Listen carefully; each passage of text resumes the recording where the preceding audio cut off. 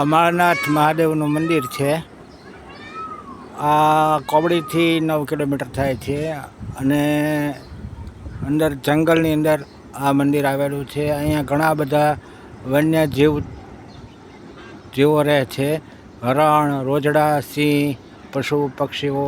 અહીંયા આવો ત્યારે ખાસ એટલું ધ્યાન રાખવાનું કે કોઈ પણ વન્ય જીવને કે કોઈ પણ જાતની વનસ્પતિને નુકસાન પહોંચાડવું નહીં. અહીંયા આપણે પહોંચી ગયા છીએ અમરનાથ મહાદેવ.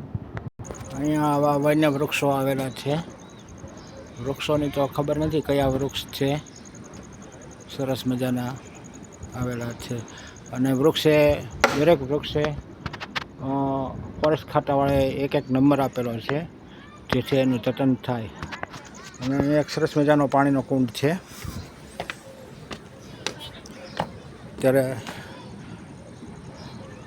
અધિક મહિનો છે, પાણી સુકાઈ ગયેલું છે.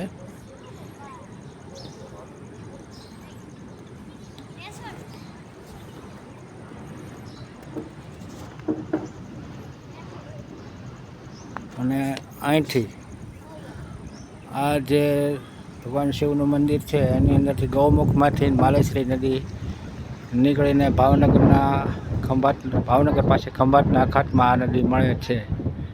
ગૌમુખમાંથી નીકળેલી છે અને આ નદીના કાંઠે ઘણા બધા પવિત્ર મંદિરો આવેલા છે. એક પછી એક આપણે એની મુલાકાત લઈશું. અમરનાથ મહાદેવ. ઓમ નમઃ શિવાય. ઓમ નમઃ શિવાય.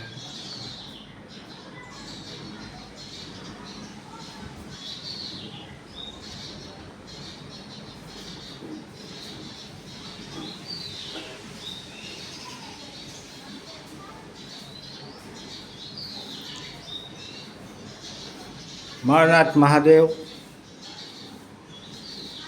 કામનાથ મહાદેવ બાડી અને નિષ્કલંક મહાદેવ એ ત્રણેયના એક જ દિવસની અંદર દર્શન કરવાથી તમારી કોઈ પણ મનોકામના પૂર્ણ થાય છે. અમરનાથ મહાદેવ. ઓમ નમઃ શિવાય. ઓમ નમઃ શિવાય.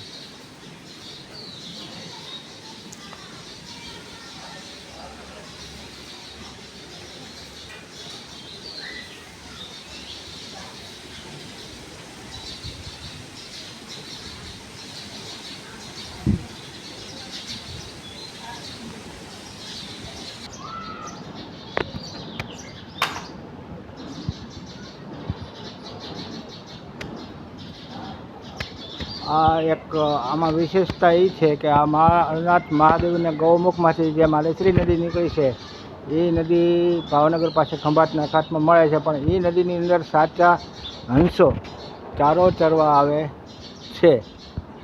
એ દુર્લભ વસ્તુ છે અને એ તમને શિયાળા દરમિયાન એના સાચા હંસના દર્શન થાય છે.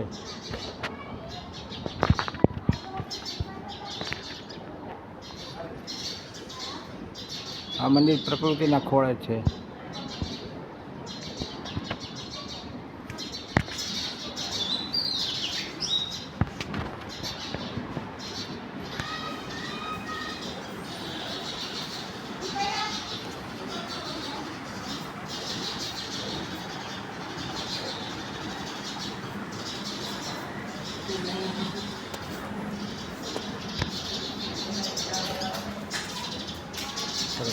ક્યારેક આવજો.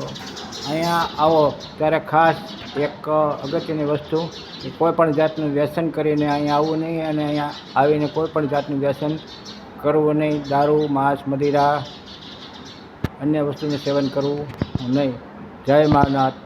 પ્રેમ સે બોલો જય મહાનાથ.